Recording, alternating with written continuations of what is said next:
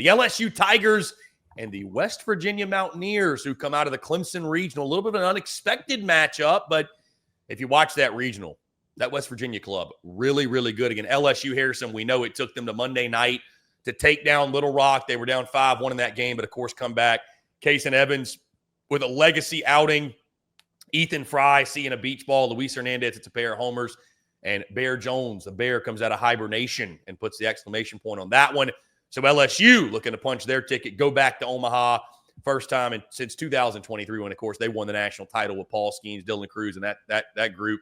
West Virginia looking to come into Alex Box and play spoiler.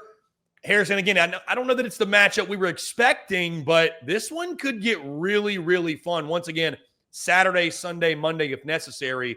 This West Virginia team, for those that did not watch them in the Clemson Regional, it's a really scrappy club, really, really blue collar. They get after it. They're going to pressure LSU. They're going to take it to them. Will the Tigers have a response? Your thoughts on the Baton Rouge Super, LSU, West Virginia, who's going to Omaha? Yeah, I definitely think this is going to be a slept-on Super Regional just from the facet of, people don't think of West Virginia as, a postseason ball club as much, an Omaha caliber ball club. They were in a Super last year. I mean, what Steve Saban's has done at West Virginia, I think, has been quieter than what it should be. It should be, more appreciated. And I think it's going to go to a game 3 for sure. And I don't think LSU fans are going to like hearing that or agree with that. But, West Virginia is the real deal. I think they're a really good ball club. I said how good they were when it came to playing on the road. And you look at their record, Chris, on the road. I said it going into the regional at Clemson be a tough draw. They're 24-5 on the road. It's better than their home record of 17-7. 44-win ball club, 14 losses, 5 losses on the road. I know, obviously, you're not playing in the SEC, but we're going to say that. Murray State didn't play in the SEC either. They just beat, the ACC regular season champion, and then Ole Miss, a host in the SEC, that went to the SEC tournament finals after beating this LSU team, right? Obviously, you can create some direction storylines if you want, but I think that, it's going to come down to, and we've talked about it a bunch, not the clutchness for LSU because they have that, especially playing at home, but it's just, I think, hitting lefties and just the offensive inconsistencies compared to other teams, right? And West Virginia has a really good lefty arm that I think is going to be undervalued a good bit in Griffin Kern. He's a really kind of more crafty arm that has, velo too. He's someone that I think I could see LSU struggling with a bit.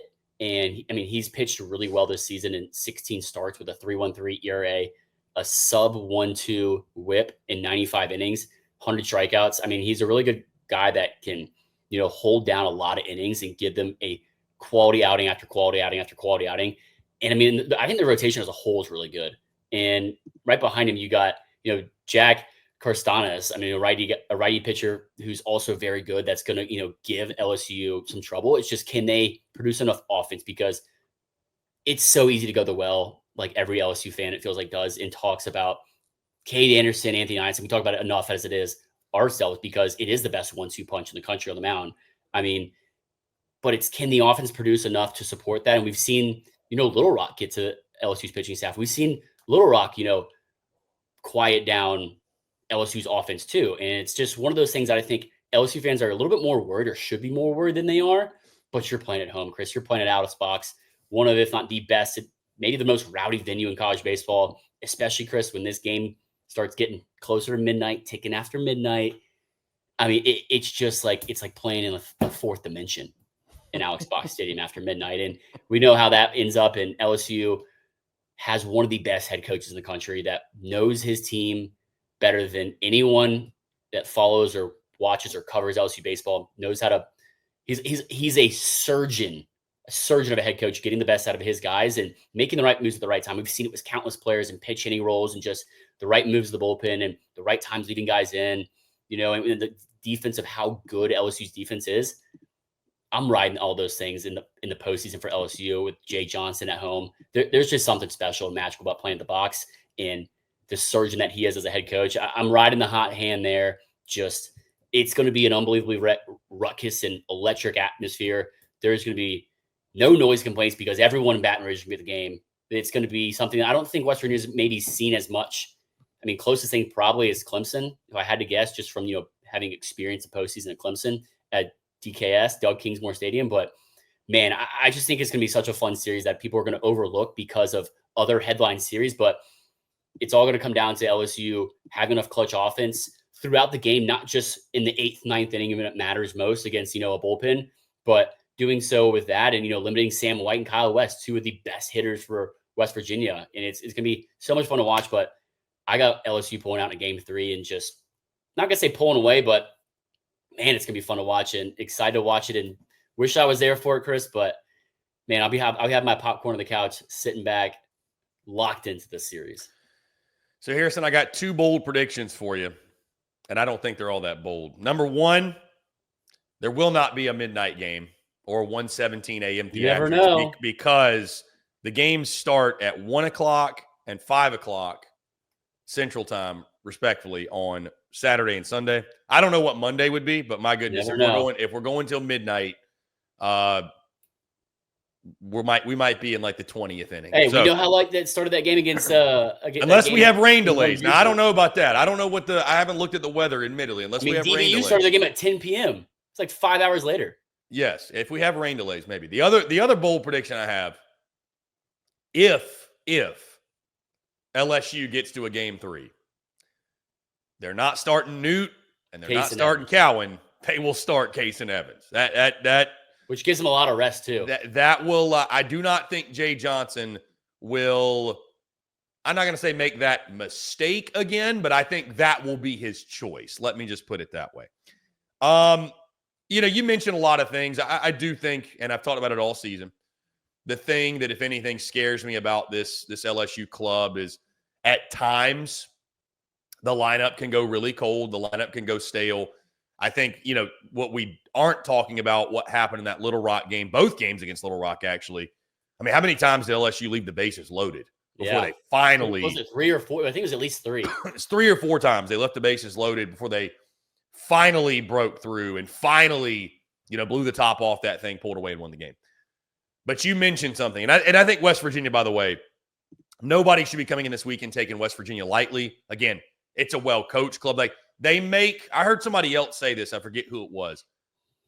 They make the right baseball plays. Like, I think they're a team, kind of like we talked about Kentucky, but they're just a better version. They don't beat themselves. They're fundamentally sound. Like, they're going to, if they've got a guy on third with less than 2 outs and the infield's back, right, or the middle infield's back, like, they're going to do what they need to hit that ground ball and drive that run in. They're and we'll see if they get out of character this weekend. Sometimes that can happen, but I doubt that it does. They're a very fundamentally sound club. So LSU will obviously, at this point in the year, everybody does. You need to play a fundamentally sound game to beat them. But you mentioned it, Harrison. I'm going to go back to it. And the thing that gives me so much confidence in LSU, not just in this round, but moving into Omaha and I think competing for a national championship, my friend, you have the best 1-2 punch in college baseball. I mean, Cade Anderson, Anthony Ianson, Cade Anderson, however you want to go, you've got the best 1-2 punch. And for everything West Virginia is and for everything they do well, I just don't see them having an answer for those 2 guys at Alex Box. And so I think it is 2 games. I think LSU wins it in 2 games. I think they sweep it. That's no disrespect to West Virginia, but I think this LSU team's just on a different level. And again, those 2 guys on the bump, not saying those guys are perfect. They've been hit this season, but it doesn't happen very often. I think those guys will be locked in postseason baseball, having some of their best outings. We saw it in the regional round. I think we're going to continue to see it in the supers. I think LSU wins games 1 and game 2, punches their ticket to Omaha. I just trust those 2 guys. I trust those 2 guys. And I think Jay, especially, like if you've got some tight ball games, have a chance to win. I think you're going to see Case and Evans come out. I think you're going to see Zach Cowan come out. Like if they can avoid going to a game 3, I think they're obviously going to do that. I think LSU too. I think Bear Jones is going to have a big week, and I think he finally the top kind of came off. You know this. Harrison's a baseball guy. Only takes one swing. It only takes one swing, one pitch, one play.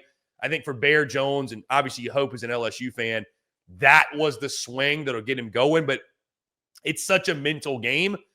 I think it will be. Again, Ethan Fry seeing a beach ball, Luis Hernandez with the 2 home runs in a Monday game. Monster Milam. This is the time of year where he swings a hot stick. He plays a hell funny of a enough, we've gone this entire time. We haven't even mentioned Derek Curiel's name, who's the tone setter at the top of the lineup, who, LSU's winning at this rate, and we're not even talking about him, buddy, because he's going to get going. I mean, Derek Curiel is going to and is a key factor and a key player on that team. So I love this LSU team. I don't think it's any secret. I think West Virginia, I think there will be some tense moments for sure. It's postseason baseball, but postseason baseball at the box. I told you this, Harrison, weeks ago. It didn't really matter to me who LSU was playing. You got to go through Alex Box to get to Omaha. That favors the LSU Tigers. It goes without saying. Cade Anderson, Anthony Ianson, back-to-back days. Good morning, good afternoon, and good night, and see you in Omaha. LSU goes back to the promised land for the first time in 2 years. I think LSU has a big advantage in, and that we don't talk about a ton because they're not a home run style team, is the home run ball in this game. Because they've had 94 home runs this year. West Virginia's had 55. And it's contributed to, yes, LSU's left a lot of base runners on recently, it feels like, and left the bases loaded, 3 times versus Arkansas Little Rock of all teams. But they're just creating runs at a much higher level than West Virginia is at a consistent factor that I think gives them even more of an advantage playing at home to back up that pitching staff as well. For sure. I think the hitting obviously is the question, the thing that we'll be keeping a close eye on. But the good news is this: you don't need a ton of run support when you got guys like Cade Anderson, Anthony Ice on the bump. So I'm going LSU. You're going LSU in the Baton Rouge Super. And Harrison, dare I say, not really a surprise that both of us are going with the LSU Tigers. I'll be curious to see how many people from the national landscape, if there's anybody out there who's bold enough to go West Virginia. Haven't seen many yet, but someone will. We'll see. I'm sure somebody will.